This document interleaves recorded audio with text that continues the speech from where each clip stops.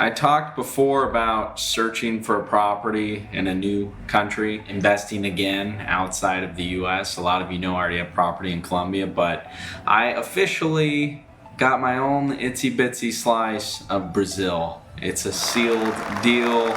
It's done. It's in my name. And I want to break down the whole process and some of the challenges I had and some of the things I'm excited for if you guys are considering buying property outside of your home country. So stay tuned. Let's dive into that this week on the Short-Term Rental Riches podcast. Welcome to Short-Term Rental Riches, quick actionable ideas to help you along your real estate investment journey, but with a specific focus on short-term rentals. I have a very exciting episode this week. Well, it's exciting for me. I hope that it's exciting for you guys too, or for those of you that are looking for international property, or maybe those of you that already have some international property, some things to consider, maybe a couple tips for your next acquisition. So it's officially closed on a property here in Balneário Camboriú, in the southern part of Brazil. I know that's a tough one to say. I still mess it up most of the time. But it's a beautiful, beautiful place. And I want to just talk about the process. I want to wrap it up for you guys from start to finish. When I started looking, when I started researching, how I did that research, who I worked with when I got here, where exactly the property is, why I like it, and why I think it's a good investment, how I paid for it, and some of the challenges with that. And then a couple little extras in here as I prepare for renovation, and also a couple tidbits on preparing to potentially rent it as a short-term rental in the future, and some of the things I'm doing in advance before the renovation. So let's just jump right in.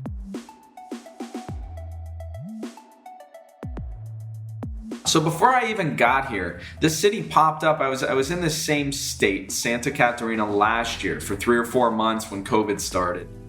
I was in Florianópolis, which a lot more people are probably familiar with. This is a city about an hour from there that a lot of friends of mine had really recommended for its safety, because it's on the beach, a great medical, and just an easy place to live. And I would say now, after spending 3 or 4 months total here, I have to agree 100%. This place is beautiful. It's just so easy to live here. Everything's pretty close. Amazing restaurants. The value of our dollar is incredibly strong right now. So you can live like a king down here for very, very little. Amazing restaurants, amazing beaches, amazing people. I really like Brazilian culture. So that's what brought me here in the first place. Now, when I was in Colombia later last year, I started doing a lot of research on this place because I was looking to branch out into another country to diversify out of the US dollar a little bit. And I went on YouTube, and sure enough, there's multiple YouTube channels specifically about the real estate in Balneário right here, which isn't a huge city. There's about 150,000 people that live here. But in the tourist season, it'll swell to almost like 1 million people, or even over 1 million people. So there was quite a lot of information on YouTube. This was also a great opportunity for me to practice my Portuguese because the channels were in Portuguese. But you know, if you're looking in another country, there's a little feature on YouTube. You can just hit the captions. So you can put closed captions on and read the subtitles as well. So little trick for you if you're looking at a new country where you don't speak the language.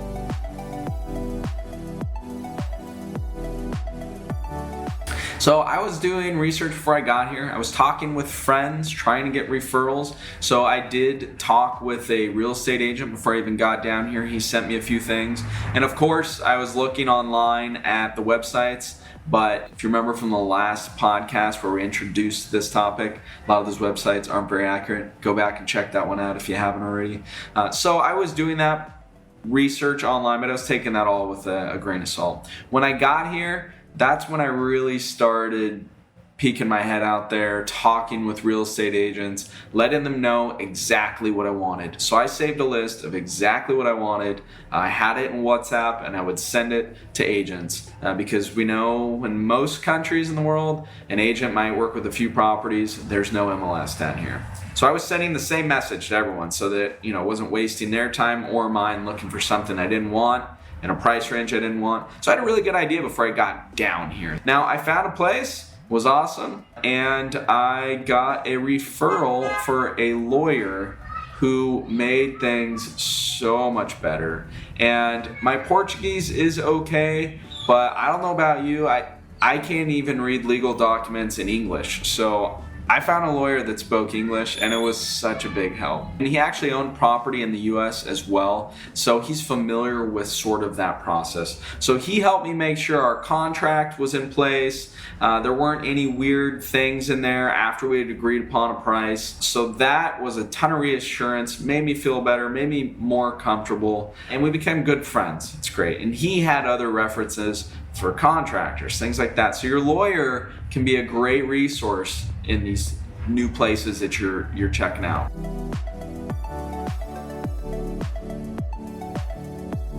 Now, one of the big challenges I had as a foreigner is bringing money in as a foreigner. You can't just send thousands and thousands of dollars across a border without raising some red flags. So you have to prove where the income comes from. In this case, my proof was from a property that I sold in the US. So I had savings and prior sales of properties that allowed me to prove where this money was coming from. Now, setting up an account in Brazil as a foreigner, that was nearly impossible. I probably talked with 10 banks, talked with all my friends. You essentially can't set up an account if you're not a resident. So there are other ways. You can look at TransferWise, but I found one account that allowed me to do it. It was more of a brokerage account. So they don't have a debit card or anything like that I can use, but they specifically just work brokering money across. So that was the biggest challenge, but got it figured out and got my money exchanged at one of the highest historical exchange rates between the Brazilian real and the US dollar ever in my whole lifetime. So I was really excited about that. I think I got some really good value. So that was a big challenge, getting the money over, and that's going to be a challenge for anyone trying to get property in a new country. So just consider that, see if you can find that out before. Because this is the thing. If you find a property and you don't have a way to pay for it quickly, well, someone else could buy the property, especially if it's a good one. It's not gonna be available anymore. So you really gotta check that one out.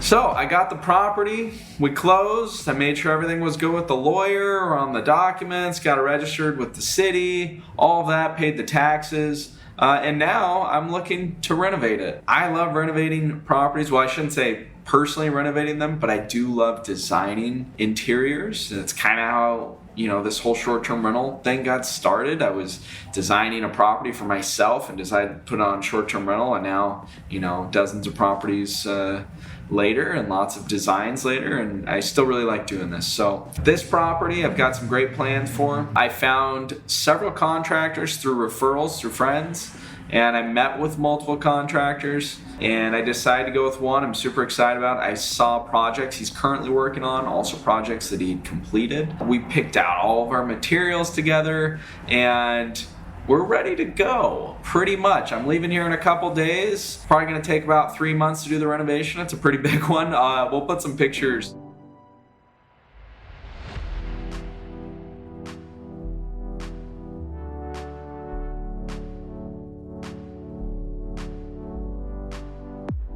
Some of the reasons that I just want to break down real quickly that make this a good investment, I believe a good investment, and what you might want to look for if you're looking for a short-term rental in a new country. These are my top ones. For one, if you have the US dollar, if you have the euro, you have a ton of value right now in your dollar versus other countries. So look at the exchange rate. That can be really, really good. And if you're looking to diversify outside the US, now is a good time to do that. So I really like that. I bought a used apartment. There's plenty of new apartments going up. In fact, there are apartments in this same neighborhood for sale for 5 times the amount per square meter that I paid for mine. Now my property is about 19 years old, so it's not that old. And to be that close to property selling for that much more, that makes me think that I got a pretty good value. Now, another component to this is I'm in an area, it's actually a little peninsula very close to the beach, that there's no more land. So they can't build anymore. So it's kind of like a San Francisco scenario. With limited space and increased demand, the prices are going to go up. So I hope that trend continues. It's been in that direction for a long, long time. And they're building these incredible buildings there. I can't believe it. Many of them millions of dollars, American dollars I'm talking. So to be so close to so many luxury properties, but also at a great value, which I believe is probably near or at construction cost.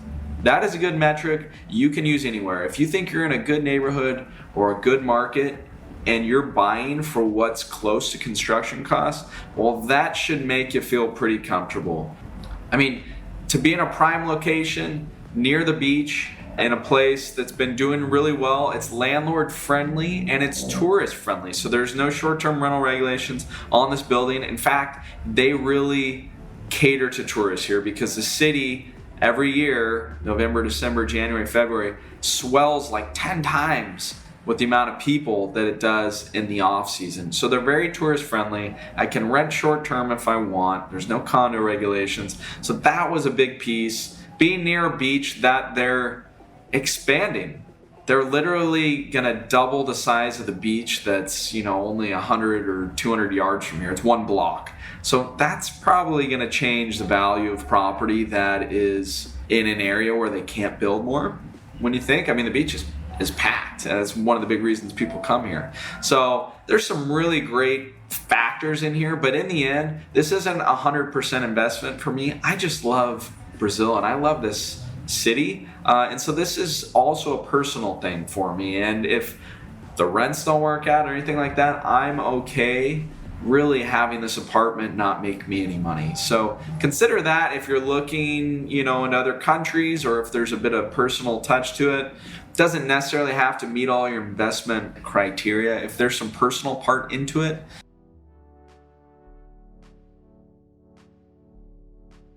in anticipation of potentially renting it out, there's a couple last few tips that I want to give you for finding a team before you're even ready.